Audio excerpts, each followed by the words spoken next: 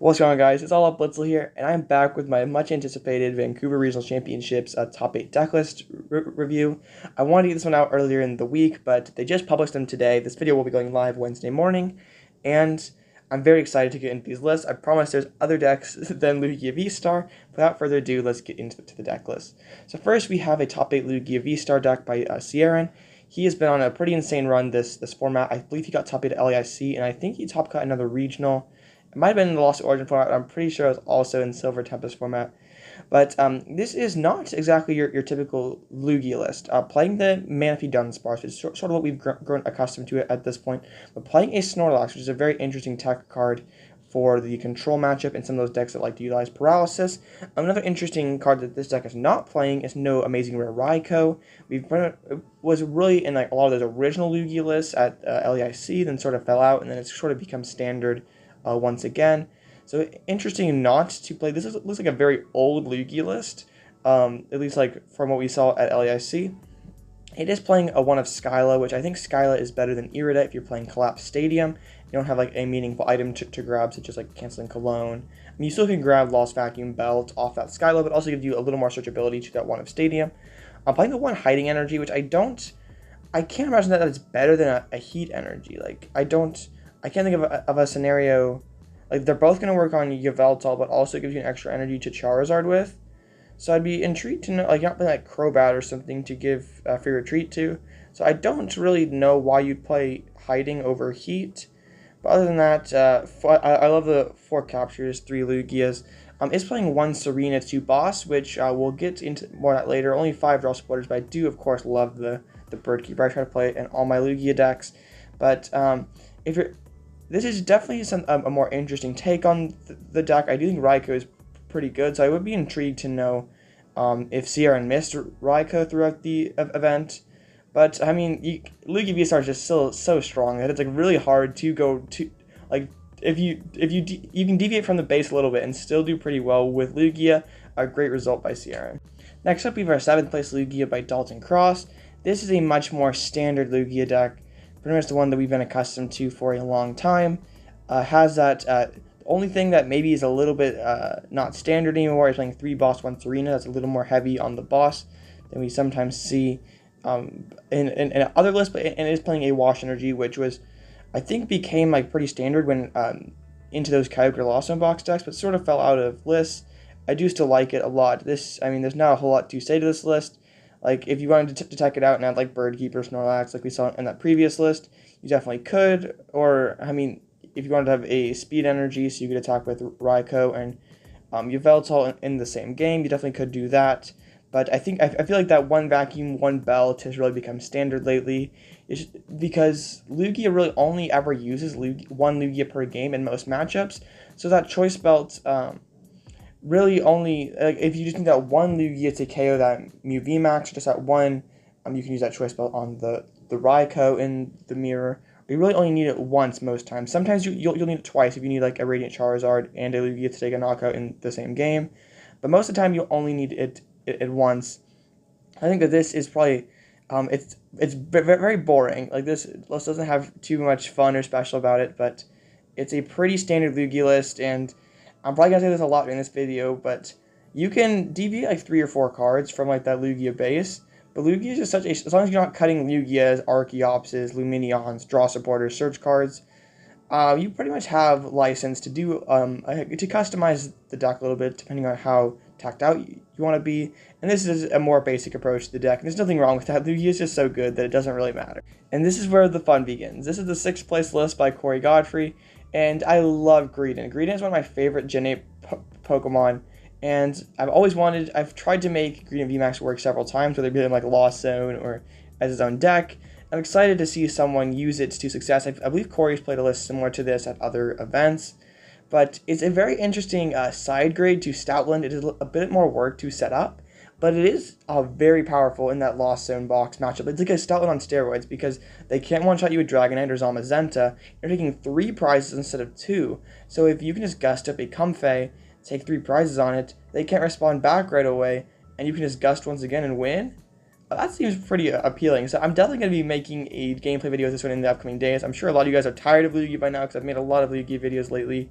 So I promise I will make other videos other than Lugia, but the 3-3 Lugia line plus the Ditto V does give you a much thicker Lugia line than we're accustomed to, and the 3 boss orders has great synergy with the Greedent because sometimes we do see that 2-1 split with one Serena, but if you're going to be gussying up a little Pokemon like Comfey, Mana Feast to uptrade with the Greedent, it makes much more sense to play 3 bosses orders.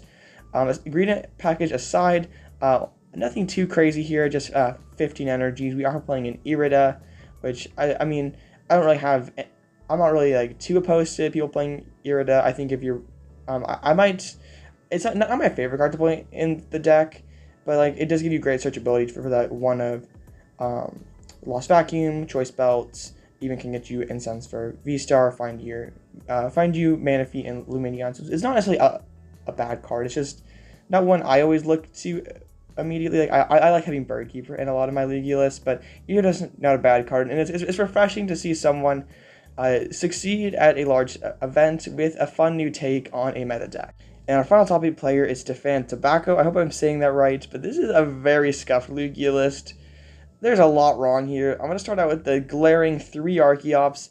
Surely some of these tech cards are less meaningful than 4th Archeops, but we'll get back to that in just a moment. I mean, we have, aside from 3 Archeops, we have our pretty much usual Lugia supporting cast. Snorlax is really the only thing that's out of the ordinary.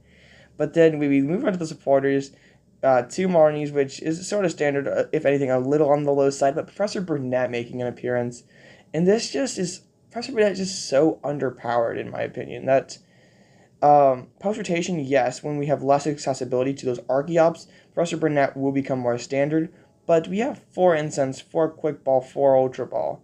I just feel like Professor Burnett, I'd be intrigued to know if he got much value out of it throughout the event, but I would just think that I'd rather play a 4th Archeops and just draw raw into my Archeops instead of having to spend my supporter card to find it. But that's just me. And also, like, surely 4th Archeops is more meaningful than a Switch, a Big Charm, like even Snorlax. Like, what's the point in playing these like tech cute attackers or cute cards if you're gonna like prize double Archeops? I wonder if he prized double Archeops and lost any games, because 3 Archeops is like something that people messed with like early on in this meta, and then people realize that 4 is just good, just to get into the discard pile as quickly as possible.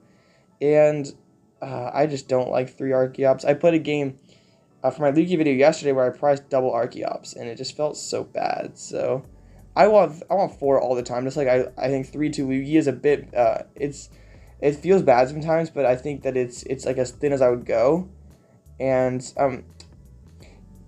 the Big Charms are a really weird card in my opinion, because I don't know like what math it is helping. Like, yes, you can stick it on Stoutland so it can live as Zamazenta, but then why wouldn't you just not play Cape of Toughness? And all, like, if you're just trying to stick it on a Lugia and like have like super thick Lugia with like V-Guard and Big Charm, they can just respond with Yveltal. So I don't really know. And also they just have Vacuum and other ways to get around it. So I think a Big Charm, I just can't see the value in it, like how it's better than 4th Archeops or like 3rd Marnie, Birdkeeper. Like, I just think that there are wasted slots in this deck that could be a bit more optimal. I don't know if that ended up ending his run here, but I mean, it's still impressive to get 5th place. What do I know? But still impressive result nonetheless. And on to our first top 8 player, we have another Lugia by Daniel ZHOU. I hope I'm saying that right. I'm sure I butchered some of these names. But yeah, another Lugia V-Star. You see a reoccurring theme. Like, turns out this Lugia deck might be kind of decent. So, really, we look at the Pokemon line first. Really, the only thing that's not standard, I would say, is playing a 3rd Lugia V-Star, which, I mean, is completely fine. And into the supporters, a very... This list in general just seems like max consistency, very little tech cards, 3 Boss, 1 Serena, like very thick Gust line, 3 Marnie, 3 Research, 1 Irida, all the just 4 for the search cards, 1 Vacuum, 1 Belt, and then pretty much your standard energy cards. Just like truly is the most basic, consistent Lugia, probably as basic as you can get with Lugia. I don't think like there's like nothing that is tacky about this deck.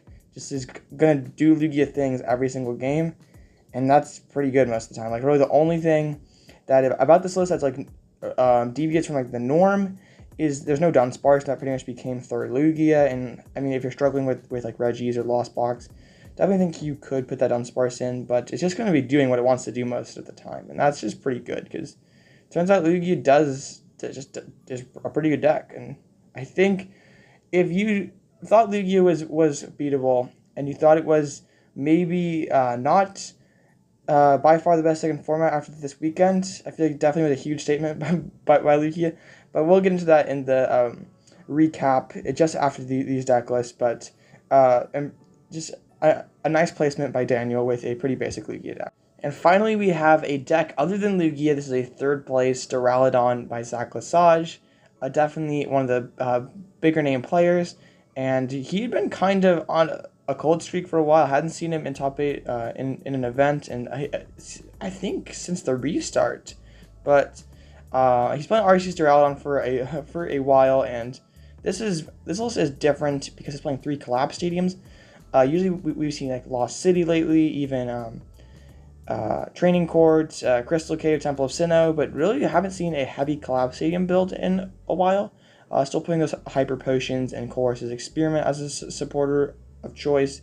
So I believe he said in his social media post after the event that the 3 collapse stadiums were pretty insane. So definitely is nice against Regis, even against Lugia, because they of course have to have both Arceus on their bench. They usually have Oranguru. They like to have that space ready to go for your Yveltal, and of course if they don't have that, then you definitely could have a little time.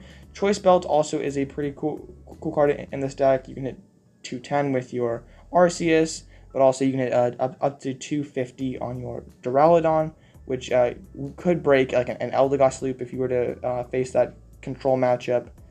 And I'm sure there's some other math that's hitting that I'm just not thinking of right now. But aside from the collapse stadiums, which I think these stadiums is like the most customizable point with ARCEUS DURALUDON, and the Choice Belt definitely isn't standard either. But other than that, it's like pretty much the basic ARCEUS DURALUDON that we've seen for a very long time. The deck really has not evolved too much, but it's kind of hard to deviate too much. It's a pretty basic deck. Chorus's Experiment really has showed that it's the dominant main draw supporter over Professor's Research. And of course, 4 Boss is just great in ARCEUS DURALUDON, and always cool to see Mustard do well. I've liked cards like Mustards, Archies, Maxis when they were legal and standard, but nice to see Zach back in top cut and with the good old ARCEUS DURALUDON. And now we have our second place player, and that is GOODRA by KOBI. I'm not going to try to pronounce the last name because I'm sure I will really mess it up. And I have been very skeptical and even critical of GOODRA, but I think this is the exact same top 4 as the Bochum Regional Championships, if I remember correctly. And this time GOODRA placing in second, and this is like a pretty. This is a very similar Lugia list that we've seen a lot of those GOODRA list that we've seen to a lot of those European players play. 3-3 GOODRA. We saw a 2-3 for a while, but it looks like that 3-3 has really become standard now. 3 Temple of Sinnoh is just incredibly strong. 1 Choice Belt helps you get through those Stoutlands and Dragonites. Even if you face a control deck, you can get through their Eldegoss with Cape of Toughness on it. Of course, still playing Drapion, because Mew is definitely one of your worst matchups. It's playing Raihan, which I don't think as many of these lists have been playing, and also only 1 Parasol. I think we've generally seen 2 Parasols before, but also in 3 Bosses orders, I think is on the high side for GOODRA decks. I can't really find anything wrong with this list. It just seems pretty basic and pretty good, which is a recurring theme throughout this whole event. There's really nothing super teched out and complicated. Everything here is just basic and good and does what it wants to do most of the time, which I think is one huge takeaway just in general to succeed at a big event. Usually consistency prevails over tech cards. Of course, that doesn't mean these lists are just completely bare bones and no tech cards. Like Drapion is there specifically for Mew. Parasol is pretty much there specifically for Lugia. So just finding the right balance of tech cards and consistency is very important. It seems to have been found by a majority of these top 8 players. Majority of them, because after that 5th place Lugia list has to be pretty sussed out. But a great result by KOBI with GOODRA V-Star. And now our champion, Ian ROBB, winning his 5th regional championship. Extremely, extremely impressive. He ran back his same 60 that he placed 9th place in Knoxville with, and this time went all the way to a first place finish. I covered this video in my video yesterday, and this list is just really good. I mean, that's just the best way I can describe it. It's just Lugia, and Lugia is just really good, and I don't really know how to to describe it, but this list just feels like everything about this list just feels right. Like there's like nothing I would change about this list at all. We have done Sparse and Manaphy, so we have Protection, we have that amazing Raikou, which is one of my favorite cards to use in the deck. I love the energy lineup, so we can use Raikou and Yveltal in the same game. V-Guard is really cool. The only card that it isn't necessarily my favorite card to play is Irida, but it is definitely still a nice card in the deck, and Escape Rope is really cool as especially in that RCS Duraludon matchup. It is really funny because you most of the time don't only have like that one Duraludon on their bench. You can still dig into your deck with like a research or something and still gust up that Duraludon, which is kind of insane. So very cool list by Ian, and 5 regional championships already. Seems like he hasn't even been a master for that long, and already 5 regional wins. Maybe he'll finally take down Pram's record of 7. That'd be pretty. I feel like a lot of people thought that record would never be, or for a very long time, not get even close to touch. But only 2 away for Ian, and on the pace that he's going. I mean, he's had a regional win. He won, what was that, Secaucus last year with his Arceus Birds deck, and now he wins one this year with Lugia. I don't think he had won one this season before, but Ian ROBB, an insane player. Awesome to see him back on top. And now we're going to get into my bold predictions. I want to talk about it. It was bad. So, yeah, Lugia winning was kind of an easy one to pick. The rest was just garbage. The takeaway is, if you're going to a regional championships, trying to win the regionals, trying to cut the regional, trying to do well, and you're not playing Lugia V-Star, you are just cheating yourself out of points. Lugia V-Star is the best deck in format. No deck can beat Lugia convincingly enough really to merit playing it. I would say that this Lugia can beat everything, and format does it consistently. And I don't think, like, if there is a deck that can beat Lugia a majority of the time, it is definitely yet to be discovered, because Lugia V-Star turns out just beats everything. And it being 6 of the top 8 decks really just shows that. And it's not like they were all the same 60 of Lugia, like people have found that dominant 60. They were pretty much like maybe like 50, 55 cards the same, but they all had their own like different flavor, and they all of them did well. And like the top 16 was just littered with Lugia decks. We did see like a handful of Mews, GOODRAs, Lost in Box. It really seemed like the only decks that have any like sort of chance against Lugia are like those like more soft counter GOODRA, RCS Duraludon decks that don't necessarily hard counter Lugia, but also have a balanced spread against a lot of other decks. So I did really bad. I'm gonna have to reevaluate. Like I've definitely like done a lot of thinking about this meta game, and I think it's just like the conclusion that I've come to is that Lugia's is really good, and like saying that these counter decks are gonna pop up is like sort of just like fooling yourself, because these counter decks, like some of them do decent against Lugia. Like let's not just say Lugia's completely unbeatable, but maybe they have slightly favored to maybe even slightly unfavored Lugia matchups, depending on how the Lugia player is teched out. And then they're also generally just bad against the rest of the field, or have rough matchups against other meta decks. So what do you guys think about what went down in Vancouver? Will Lugia ever not win a regional championships? Time will tell. I think the next big event is a special event in Utrecht. So I'm probably not going to have a bold predictions video for that, but I'll definitely have a recap video after it happens. I did not cover the regional in Brazil this past weekend, but Lugia V-Star was the top 2 decks there as well. So if you made this far in the video, I thank you so much, and please consider liking and subscribing. We are very, very, very close to 300 subscribers, and if you could please get me there, that would mean the world to me. So once again, just thank you guys so much for watching and supporting the channel, and it's been all Blitz on. I'll catch you in the next one.